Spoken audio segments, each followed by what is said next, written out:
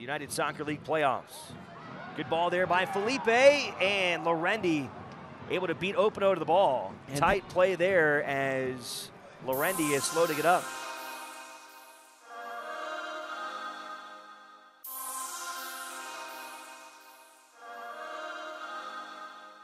Yeah, well, I was trying to make a play. Obviously, things happen in the game.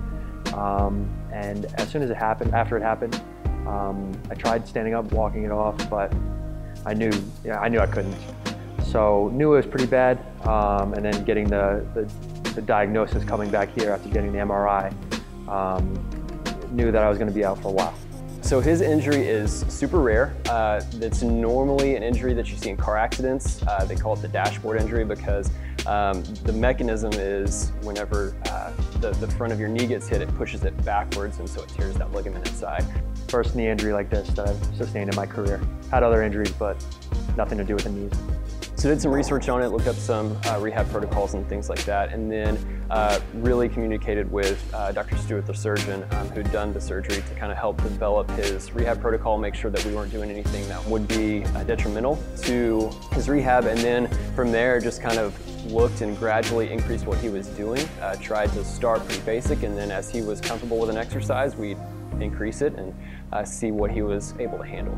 Yeah, I just think obviously you start slow and you have these lofty goals that I'm going to do this, I'm going to do that, but the reality is when you start off, it's worrying about range of motion. It's worrying about a little bit more in terms of how far can I bend my knee, whether it's 2 degrees more than you did yesterday. And then that compounds itself later on in the rehab process to, hey, maybe I can jog an extra half mile, maybe I can go another mile. So it's all small victories. That's the mentality that you take, and you take the positives from it. It's hard enough to come back from a devastating knee injury or any injury, and you put yourself in a position where it's even harder to come back if the thoughts that are coming into your mind are negative. There were plenty of those days, but we talk about a support system both here at Mercy and fellow teammates, family members, significant others, like all these things that play a factor.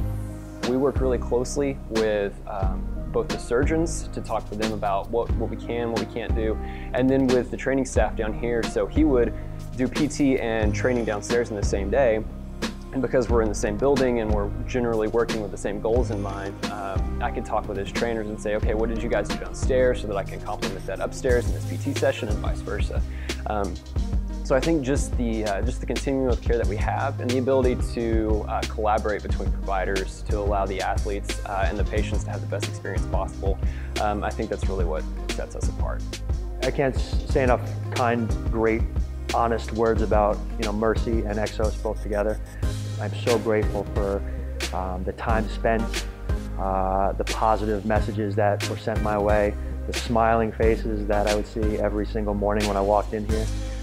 All of that, I believe, deep down, plays a role. It plays a role in rehab, and it plays a role in the psychological aspect of all of this, as well as the physical aspect of this. So, again, both Mercy and Exos have been top class.